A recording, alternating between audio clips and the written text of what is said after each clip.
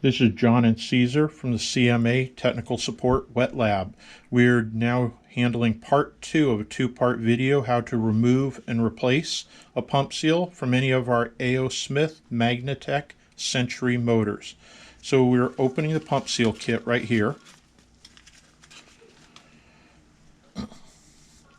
So the pump seal kit consists of 3 pieces: your spring, your graphite, and your ceramic.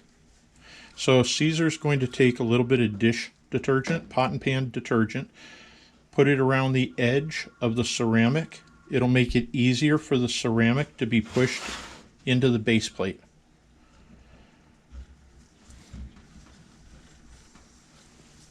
Now we're going to take the base plate and mount it to the motor.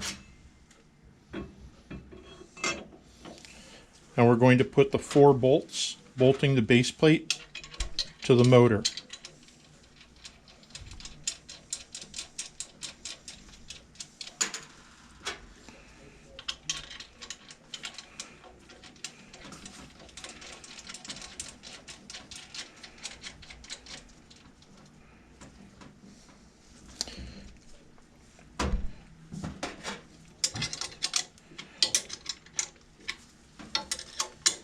So our base plate is now bolted back onto the motor. The next piece we're going to put in will be the graphite. Now see the graphite? There's 2 sides to it. That's the back side, the graphite that goes against your ceramic. So Caesar's going to put a little bit more of our pot and pan detergent inside.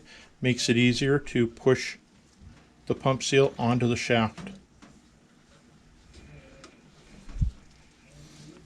And now we're using our old drain ball to push the graphite all the way down the shaft. Now the spring goes on, and then our impeller.